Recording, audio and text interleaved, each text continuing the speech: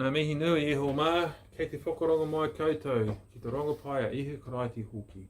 It's Buckshot here, coming to you from Zach's place in Wellington with this week's Gospel Reflection. Thanks for joining in. The text we have today is Luke chapter 11, verses 29 to 32, and it's headed up the sign of Jonah. Last week, Isaac spoke to us about the need to have integrity in our faith on Ash Wednesday, not to put on a superficial show like he had done when he was a teenager. And essentially today's text will encourage us to continue on that journey, but from a different angle. You can read the text, it's at the end of the text that's included with this post. Check it out. The church calendar has rolled into the season of Lent, that time of preparing for Easter. So many of our readings are set in the context of Jesus travelling on the road to die at Jerusalem. And today he is on that journey. He knows what he was doing, but the increasing crowds that are following him are still a little unsure about his deepest intentions. And of course, the religious elite are hot on his heels, very suspicious of his activities, and they're keeping a real close eye on him, as they're also upset by the influence he is having on the poor as he travels. Now, immediately before our text today, Jesus has been challenged about where he gets his power from. He tells a curious story about binding strong men and robbing their houses. Now, that's well worth looking at that idea, but not today.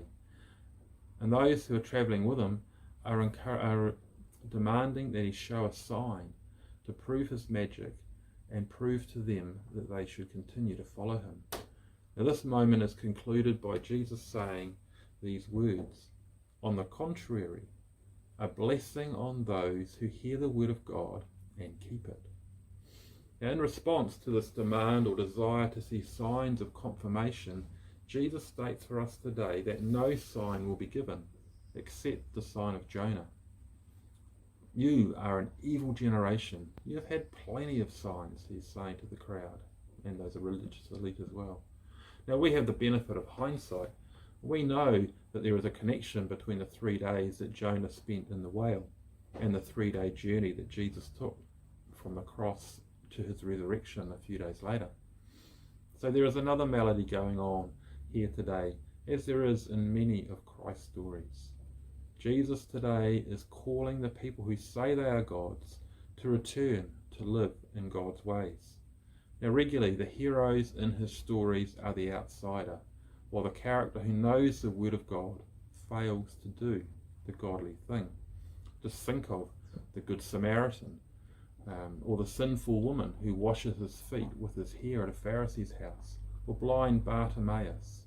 3 very marginal members of society doing the godly thing, while the upstand and holy missed the moment. This is a real challenge to us who claim knowledge of God and intimate friendship with her.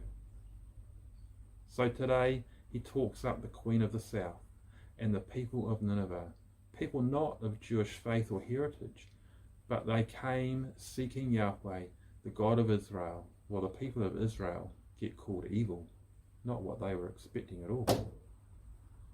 Outward appearance and words are not enough to find new life in this kingdom of Jesus. Today he is travelling to his death as a sign that violence and power are impotent. It is love, mercy, compassion and sacrifice that hold true power and freedom in his kingdom. Those people who embrace this way of Jesus will experience what the word of God is about and will know his love and freedom in reality, no matter who they are.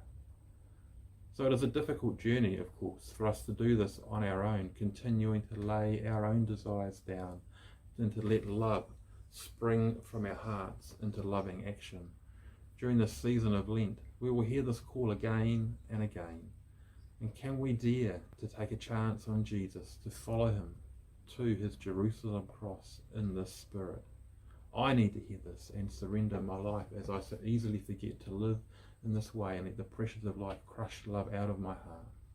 Therefore, may we join together, even with those who may be different to us, like the people of Nineveh, the Queen of the South, or that sinful woman, to express together the love that God has placed in our hearts and let it be seen in committed action. God bless you as you keep His word. Ranga Māori me te aroha o te atua ki a tātou katoa. Cheers.